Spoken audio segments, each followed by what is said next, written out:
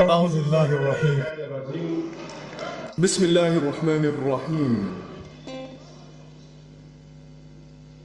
Excellency, Captain Ibrahim Traoré, President of Faso, Head of State, dear brothers. Excellency, Army General Asmi Gita, President of the Transition, Head of State of the Republic of Mali, President of the Confederation of Sahel State, dear brothers, Zakudu Gumades. Mr. Prime Minister of MAD, Excellency, Mr. Former President of the Republic of Mali, Go, Mr. President of the National Transitional Council of Mali, ladies and gentlemen, ministers of the member countries of the Confederation of Sahel States, ladies and gentlemen, members of the delegation present at the second session of the College of Heads of State of the Confederation of Sahel States, ladies and gentlemen, ambassadors, honorable guests, distinguished participants, ladies and gentlemen, on behalf of the delegation accompanying me, I would like to express to the government and people of Mali my warm and sincere thanks and deep gratitude for the fraternal welcome and the generous hospitality typical of the Sahel that we have received since our arrival in this beautiful city of Bamako.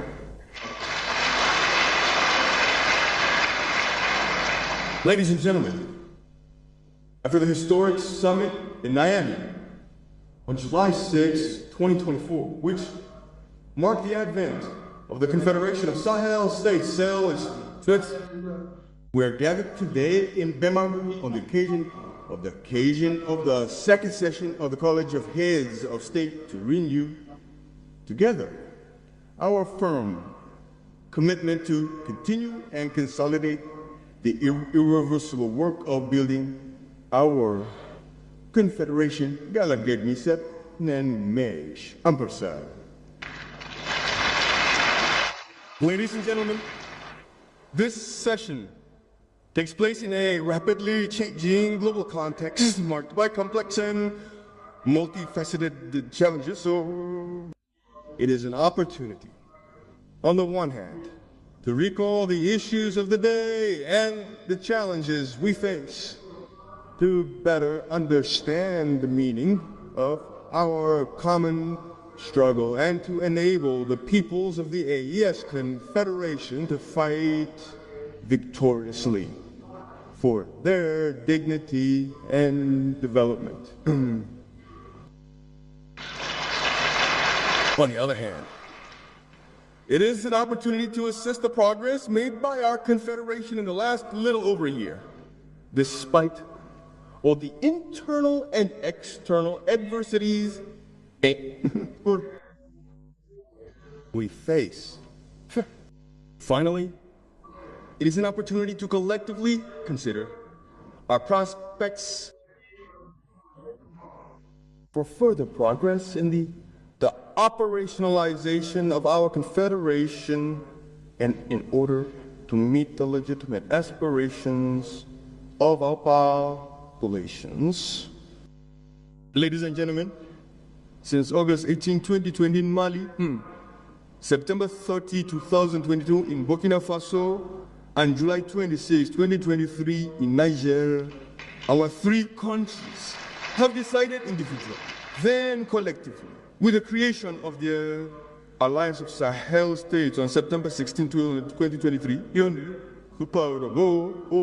to transform the CGG 2024 into a confederation to take control of their destiny. We made this decision with full responsibility and in full knowledge of the issues and challenges it entails, as well as all the potential consequences. It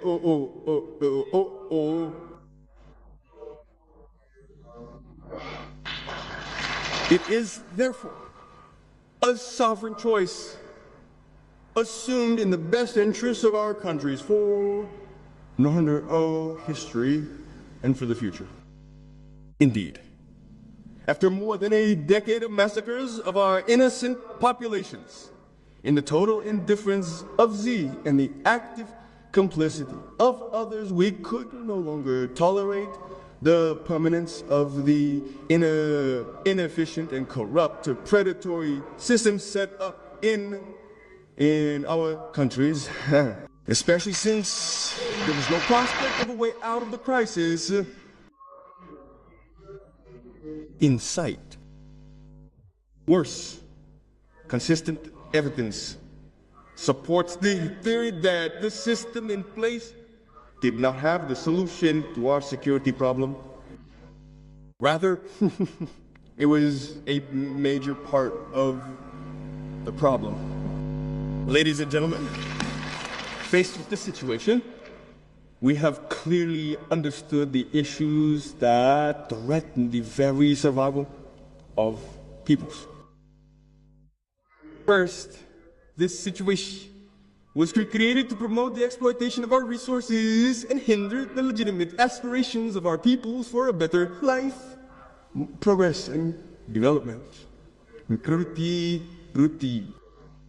Indeed, the neo-colonialist exploitation of our resources largely explains the poverty of our populations as alone. We could no longer accept allowing our countries to be dominated by those who want to keep us in poverty while pretending to help us and demanding gratitude and recognition from us, Miss Anthony. Secondly, this situation has created the mindset and the mentality of assistance and complexes among many African leaders and elites. As a result, unfair contracts have been imposed on our countries, and a complex network of influence and control has been set up to control our societies. It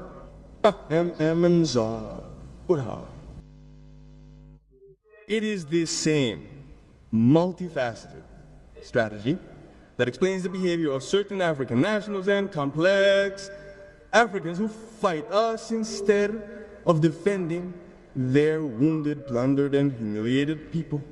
I don't know what. It is this same strategy that explains all these unequal contracts that allow them to plunder our countries.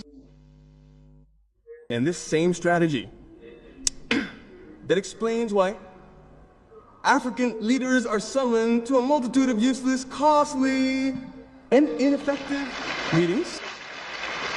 Ladies and gentlemen, what we have all done together in respective countries and collectively within our confederation is simply to responsibly and sovereignly put an end to this system and henceforth ensure the best interests of our peoples. We have thus put an end to the presence in our countries of all occupying and predatory forces in order to assume our security by and for ourselves. This is because our lived experience has forged our conviction that one will do it for us. What we have done is to assume our full and entire sovereignty.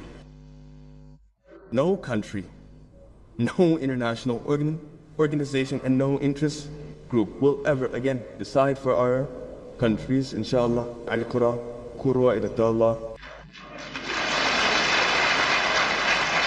From now on, decisions that concern our peoples are made in Waga, Bamako, Nayama, on the Confederate territory by the authorities of the Confederation and for the citizens of the Confederation and nowhere else. This is the greatest legacy that we can bequeath to future generations and that we must all jealously guard.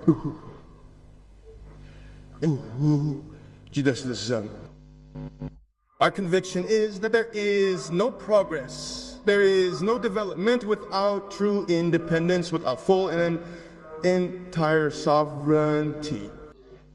There is no historical precedent of a country under domination that has succeeded in developing.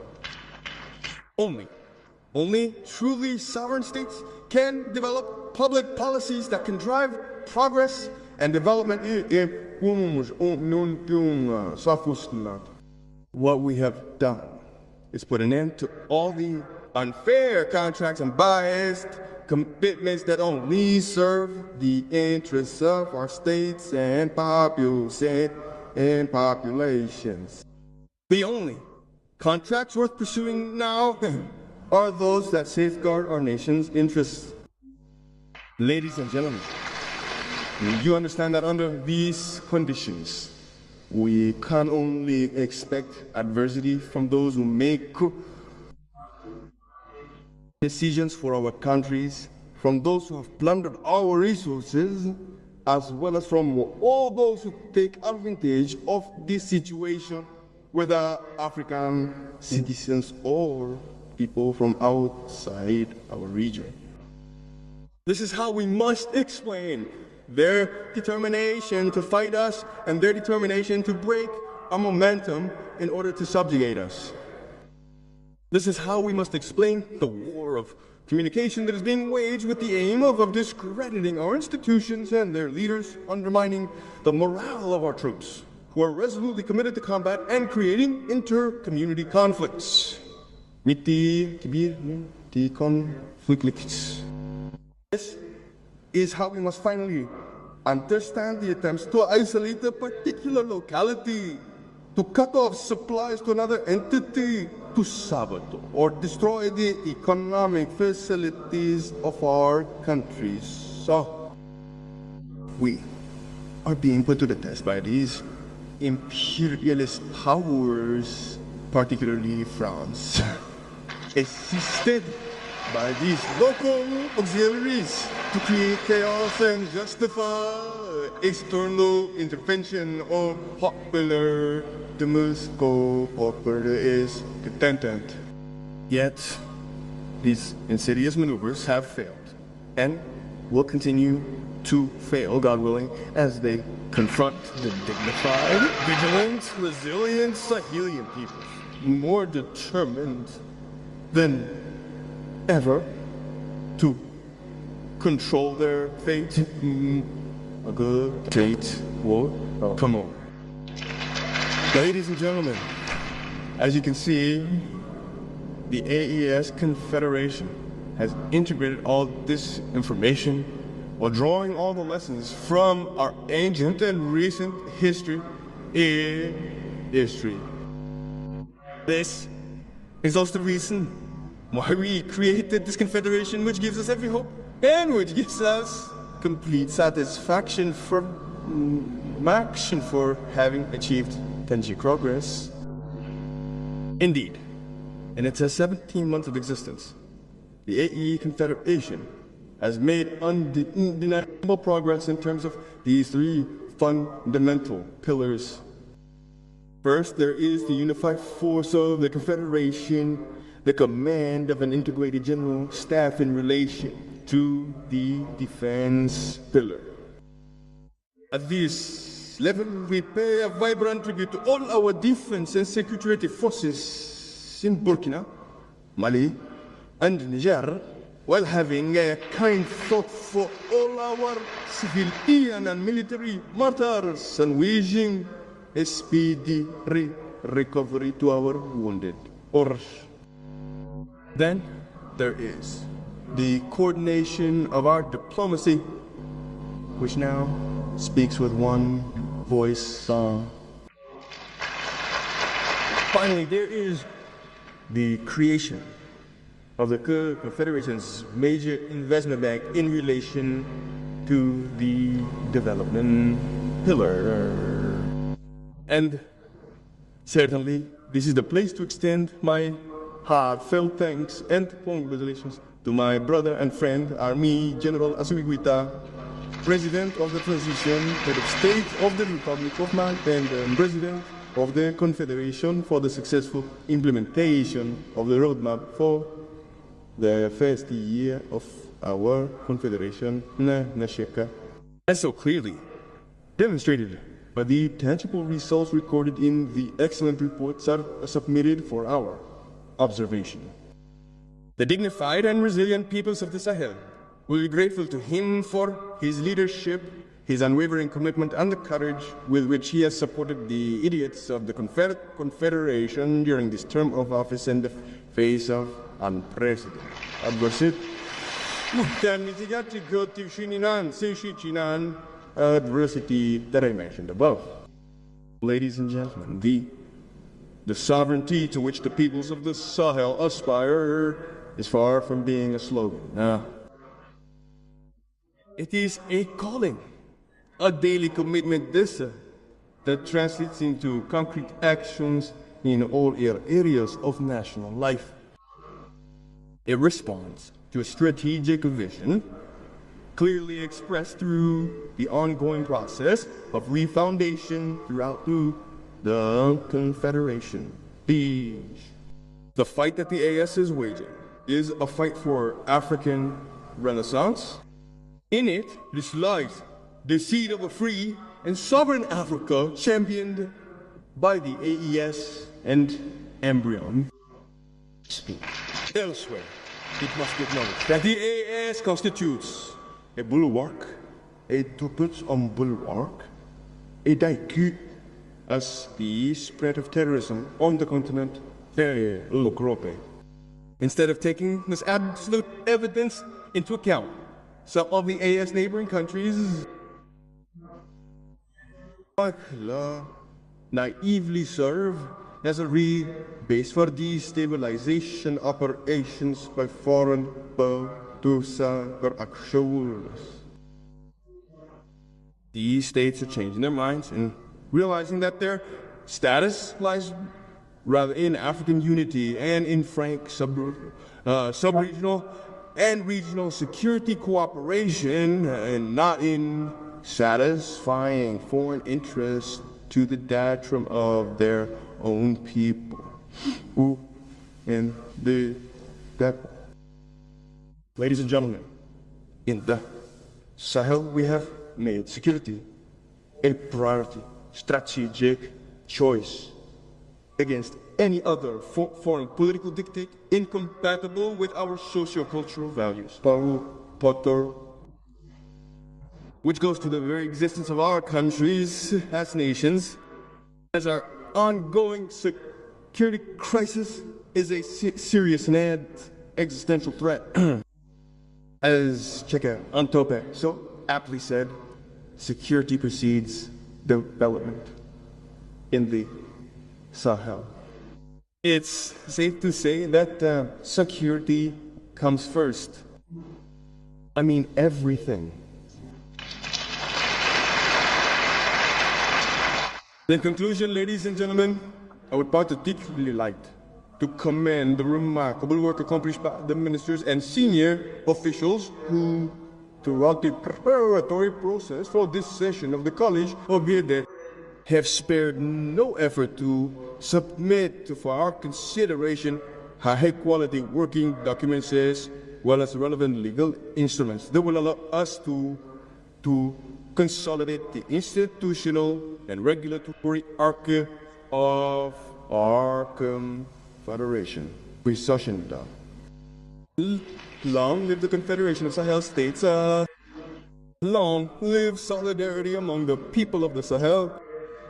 Long live a free and sovereign Africa.